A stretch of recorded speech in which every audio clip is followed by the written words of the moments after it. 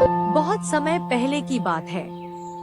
माधवपुर नामक गांव में एक गरीब किसान अपनी बूढ़ी अम्मा के साथ रहा करता था।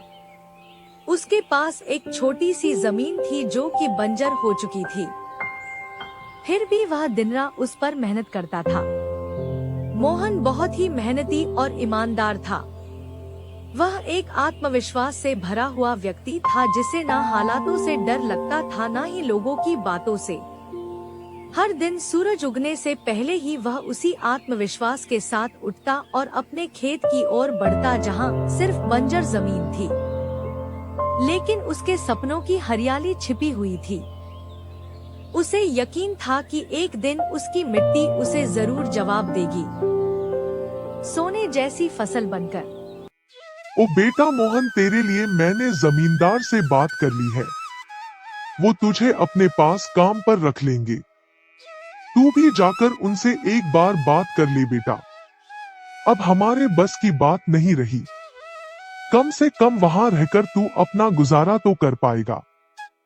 मुझे तेरा बहुत ख्याल है मोहन, इसलिए यह कदम उठाया। जाकर बात कर ले, सब ठीक हो जाएगा।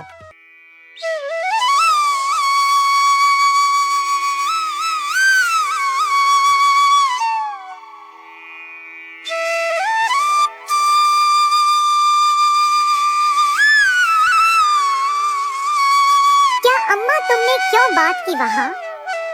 मैं नहीं जाऊंगा। हमारा खुद का खेत है तो मैं दूसरों के पास क्यों काम करने जाऊं?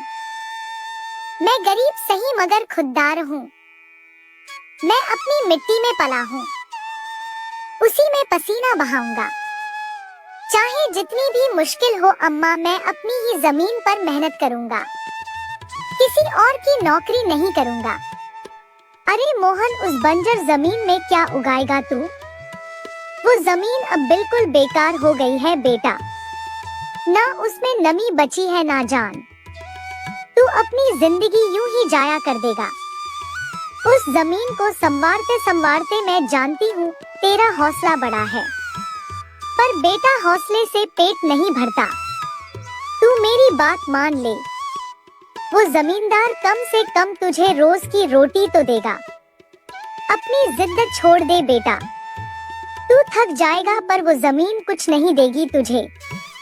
अरे अम्मा, तुम बेकार में ही इतनी परेशान हो रही हो। देखना, एक दिन मैं उसी जमीन से सोना निकालूंगा। यह जमीन ही हमारी सबसे बड़ी ताकत बनेगी। मोहन खेत में काम कर ही रहा था कि तभी वहाँ पर एक आदमी आकर बोला, अरे मोहन भैया, आपको भी मानना पड़ेगा। आप फिर से इस बंजर जमीन पर मेहनत कर रहे हैं। अरे मंगेश भैया, अब क्या करें? जमीन हमसे ज्यादा मेहनत करवा रही है, पर क्या करें? धरती तो माँ समान होती है। जैसा वह चाहे वैसा ही करना पड़ता है। कभी सख्त हो जाती है, कभी चुपचाप सब सह लेती है, कभी बीज को छुपा लेती है तो कभी उसे जीवन दे देती है। हम तो बस उसके बच्चे हैं जो उसके हर रंग को अपनाना जानते हैं। थक तो जाते हैं भैया, पर जब मिट्टी की खुशबू आती है ना तो सारी थकान उतर जाती है। उम्मीद है यह माँ हमें खाली हाथ नहीं लौटाएगी। बस थोड़ा और सब्र, थोड़ा और विश्वास। आप जैसा मूर्ख तो मैंने आज तक नहीं देखा भैया। क्या सोचते हो आप?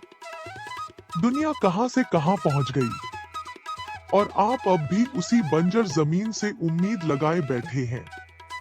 मोहन के पास उस आदमी की बातों का कोई जवाब नहीं था। वह वहां से अपने घर चला जाता है। जब दोपहर को मोहन थक हार कर घर पहुंचता है तो देखता है कि माँ बुझे हुए चूल्हे के पास चुपचाप बैठी है। क्या हुआ अम्मा? तुम ऐसे क्यों बैठी हो?